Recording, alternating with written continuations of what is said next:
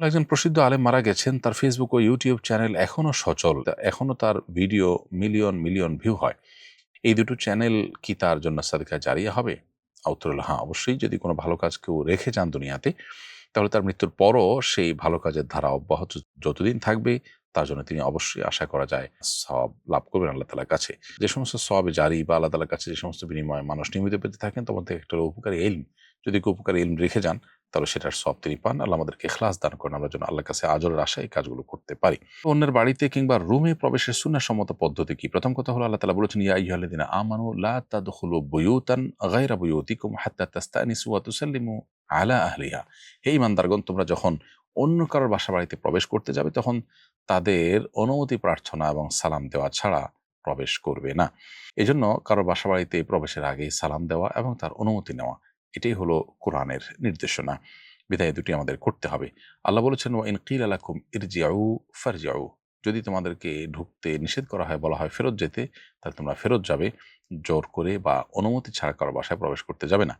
আরেকটি গুরুত্বপূর্ণ বিষয় হলো কারো বাসা-বাড়িতে গিয়ে উকি দেওয়া বা দূর থেকে বাহির থেকে উকি দেওয়া, উকি-ঝুঁকি দেওয়া, এটা নিষিদ্ধ। হাদিসে এটিকে চোখ তুলে ফেলানোর মতো অপরাধ বলে বিবেচনা করা হয়েছে। সেজন্য এটা করা যাবে না। দরজার বরাবর দাঁড়িয়ে কারোর প্রাইভেসি লঙ্ঘন হতে পারে সেরকম কাজ করা বা একপাশ থেকে আপনার আলতো করে দেখা, চুরি করে, এই জিনিসগুলো নিষিদ্ধ। এমনিতে আপনি নিজের নজরের হেফাজত করে, অনুমতি প্রার্থনা করে সালাম দিয়ে কারোর বাসায় প্রবেশ করবেন, সেটি হলো সুন্নাহ। বাচ্চার সুস্থতার জন্য এতিমখানায় একটি ছাগল দানের মানত করেছিলাম। এখন সম্পূর্ণ ছাগলটাই কি দান করতে হবে? নাকি ছাগলের ভুঁড়ি ইত্যাদি আমরা নিজেরা রেখে দিতে পারবো? মানত যদি বিশুদ্ধ হয়, তাহলে সেটাকে পরিপূর্ণরূপে মানতে হয়। যেহেতু আপনার মানতটি বিশুদ্ধ হয়েছে এবং শরিয়াহ দৃষ্টিকোণ থেকে পালনযোগ্য মানত বা পালনীয় মানতে পরিণত হয়েছে, বিধায় আপনি অবশ্যই আপনার এই ছাগলের সবটুকুন অংশ গরিব দুঃখীকে, এতিমদেরকে আপনি খাইয়ে দিবেন। এখানে কোনো কিছু আপনি রাখতে পারবেন না, সেটা হোক ভুঁড়ি বা অন্য কোনো অংশ ছাগলের। দাড়ির মূল অংশ ঠিক রেখে আশেপাশের দাড়ি অনেকে শেভ করে থাকেন। এটা কি শরিয়ত সম্মত? দাড়ি বলতে আপনার এই ২ চোয়ালের যে হাড়, হাড়ের উপর যেগুলো থাকে, একটু সামনে বা একটু পেছনে বা একদম বরাবর হাড়ের মাঝে মোটামুটি হাড়কে ঘিরে যে দাড়িগুলো হয়, সেগুলো সবগুলোই আসলে রাখতে হবে। এর কোনোটাকে কাটা উচিত নয়, চাচা উচিত নয়। বিধায় এটা যদি কেউ কাটেন, চাচেন, তাহলে সেটা ভুল। বজ্রপাত হওয়ার সময় করণীয় কি? এ সময় করণীয় বিশেষ কোনো আমল আছে কি? বজ্রপাতে প্রায় সময় আমরা শুনতে পাই অনেক মানুষের প্রাণহানি ঘটে, অনেক বিপদের কথা আমরা শুনতে পাই, অনেক দুর্ঘটনার কথা আমরা শুনতে পাই। বজ্রপাতের সময় একজন ইমানদারের ২ টি করণীয়ের কথা আমরা বলব। প্রথম করণীয় হলো সর্বোচ্চ সতর্ক থাকা, যাতে করে তিনি কোনো বিপদের মুখোমুখি না হন, আকস্মিক মৃত্যুর মুখোমুখি যেন না হন। সেজন্য এ বিষয়ে যারা এক্সপার্ট এবং অভিজ্ঞ আছেন, বিভিন্ন গবেষণার আলোকে যারা এ বিষয়ে যে সমস্ত নিরাপত্তা বিষয়ক পরামর্শ দিয়েছেন, টিপস দিয়েছেন, সেগুলোকে মেনে চলা একজন ইমানদারের কর্তব্য। কারণ আল্লাহ তাআলা বলেছেন, ওয়ালা তুলকু বিআইদিকুম ইলা তাহলুকা। তোমরা নিজেদেরকে ধ্বংসের দিকে ঠেলে দিও না। এজন্য আমাদেরকে আত্মরক্ষার জন্য চেষ্টা করতে হবে। বাসাবাড়িতে থাকলে আমরা যেন জানালা, দরজা ইত্যাদি ধরে না থাকি, বারান্দায় যেন না যাই, টেপে পানি দিয়ে আপনার থালা-বাসন ধোয়া বা অন্য কোনো গৃহস্থালী কাজে যেন আমরা টেপে যেন আমরা না থাকি। ধাতব কোনো কিছুর স্পর্শে, পানির স্পর্শে যেন আমরা না থাকি এবং মোবাইল ইত্যাদি চার্জরত অবস্থায় যেন হাতে না থাকে। এই বিষয়গুলোতে তারা আমাদেরকে বিশেষভাবে সতর্ক করে থাকেন। এগুলো আমাদেরকে মেনে চলতে হবে। বাসার বাইরে থাকলে আমাদেরকে তারা পরামর্শ দিয়ে থাকেন, আমরা যেন বাসার বাইরে গেলে বাইরে থাকলে কোনো গাছের নিচে বা বিদ্যুতের খুঁটির নিচে যেন আমরা আশ্রয় না নেই। বরং আমরা যেন আপনার নদীতে থাকলে, পুকুরে থাকলে দ্রুততার সাথে যেন আমরা উঠে যাই এবং ধাতব কোনো বস্তুর থেকে যেন আমরা দূরে থাকি। আর সাধারণ অবস্থায় থাকলে যদি কোথাও ছাদের নিচে বা গাড়িতে আশ্রয় নেওয়ার সুযোগ থাকে, সেটি নেওয়া। আর যদি না নেওয়ার সুযোগ থাকে, তাহলে সেক্ষেত্রে বসে গিয়ে কানে আঙ্গুল দিয়ে থাকার জন্য তারা পরামর্শ দিয়ে থাকেন। তো এই জাতীয় যে সমস্ত পরামর্শগুলো দিয়ে থাকেন সংশ্লিষ্ট বিষয়ে এক্সপার্টরা, সেগুলো মেনে চলতে হবে নিজেকে রক্ষা করবার প্রয়োজনে। সেই সাথে একজন ঈমানদার তিনি সর্বাবস্থায় আল্লাহ তাআলা স্মরণ করবেন। একটা আসন্ন বিপদ এর শঙ্কা যখন তার হবে, তখন তিনি আল্লাহ স্মরণ করবেন, আল্লাহর আশ্রয় প্রার্থনা করবেন, আল্লাহর কাছে সাহায্য চাইবেন এবং যেকোনো মুহূর্তে ঈমানদার তার মৃত্যু যেতে হতে পারে। অতএব আল্লাহর কাছে ঈমানদার অবস্থায় মৃত্যুবরণ করার ব্যাপারে আমাদের সবসময় মানসিকভাবে প্রস্তুতি থাকবে। সেটা তো সাধারণ অবস্থার জন্যই প্রযোজ্য। অতএব এই অবস্থা বিশেষভাবে আল্লাহর কাছে আশ্রয় চাইতে হবে। আল্লাহ যেন রক্ষা করেন, কোনো বিপদ যেন না দেন। আল্লাহ যেন হেফাজত করেন। ঈমানদার আল্লাহর কাছে দোয়া করলে, আল্লাহর প্রতি মনোনিবেশ করলে, একদিকে সেটি আল্লাহ তাআলা কাছ থেকে সাহায্য পাওয়ার জন্য বিশেষ কারণ হবে। দ্বিতীয়ত তার মনোবলকে আল্লাহ তাআলা বাড়িয়ে দিবেন এবং তার সাহস বাড়বে। আল্লাহ তাকে হেফাজত করবেন ইনশাআল্লাহ তাআলা। কোনো কারণে তার মৃত্যু হলেও সেটি আল্লাহর স্মরণরত অবস্থায় ঈমানদারের মৃত্যু হলো, যেটি আরেকটি সৌভাগ্যের কারণ। এছাড়াও মেঘের গর্জন যখন আমরা শুনতে পাবো, তখন একটি দোয়া পড়ার কথা সাহাবী আব্দুল্লাহ ইবনে জুবাইর রাদিয়াল্লাহু তাআলা থেকে বর্ণিত হয়েছে। ইমাম বুখারী রাহিমাহুল্লাহ আল আদাবুল মুফরাদে এটি উল্লেখ করেছেন। তিনি মূলত একটি তাসবিহ, আল্লাহর পবিত্রতা জ্ঞাপন করতেন। যখন মেঘের গর্জন শোনা যেত, অন্য কথাবার্তা বন্ধ করে আল্লাহর দিকে মনোনিবেশ করে তিনি বলতেন, সুবহানাল্লাযী ইউসাব্বিহুর রা'দু বিহামদিহি ওয়াল মালাইকাতু মিন খিফাতিহি। অতএব মেঘের গর্জন হলে আমরা এটি পড়তে পারি।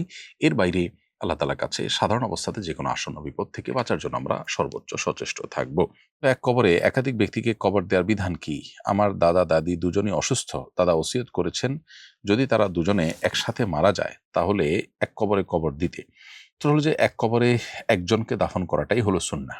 অবশ্য বিশেষ ওযুরের কারণে যদি এক কবরে একাধিক মানুষের কবর দিতে হয় নিরুপায় বা একাধিক কবর করা কঠিন হচ্ছে, যেমন উহুদের শহীদদের ক্ষেত্রে করা হয়েছিল, এরকম যদি হয় তাহলে সেটা জায়েজ রয়েছে। আর বিনা ওজরে এক কবরে একাধিক ব্যক্তিকে কবর দেওয়া এটা মাকরুহ। এজন্য কেউ যদি ওসিয়ত করে যান সে ওসিয়ত পূর্ণ করা যাবে না, বরং আল্লাহ তাআলা দাফন করবেন। আমি একটা দোকানের ম্যানেজার। প্রতিদিন আমি মাল কিনি, এরপর মালিক থেকে টাকা নিয়ে পরিশোধ করি। আমি যদি বাজারে অন্যান্য ব্যবসায়ীর তুলনায় কম দামে মাল কিনে দোকানের কাছে আরেকটু বেশি দামে পাইকারি বিক্রি করি, এরপর মালিক থেকে টাকা নিয়ে পাইকারি বিক্রেতাকে পরিশোধ করি এবং লভ্যাংশটা আমার থাকে, তাহলে এটা জায়েজ হবে কিনা? উত্তর হলো না। প্রিয় দর্শক, এটি জায়েজ হবে না। কারণ আপনাকে মালিক রেখেছেন, বেতন দিচ্ছেন। এই বেতনটা কিসের বিনিময়ে দিচ্ছেন? মালিকের হয়ে আপনি এই কাজগুলো করবেন। সে কাজ করতে গিয়ে যদি আলাদা মুনাফা আপনি মাঝখান থেকে অর্জন করেন, সেটা এক ধরনের প্রতারণা হবে এবং আপনার আমানতদারিতার সাথে দায়িত্ব পালনের অংশ হিসাবে আপনি এমনিতেই সর্বনিম্ন দামে মালিককে মাল কিনে দিবেন। এটা আপনার ডিউটির অংশ। বিধায় সেখানে আলাদা বা উপরি ইনকাম যদি আপনি করতে যান, সেটি অবশ্যই নাজায়েজ হবে এবং সেটি আপনার জন্য হালাল হবে না। টুপি পরে কিংবা অন্য কিছু দিয়ে হলেও মাথা ঢেকে ওয়াশরুমে যেতে হয়। হজে আমরা কি করব? খালি মাথায় কি ওয়াশরুমে যাব?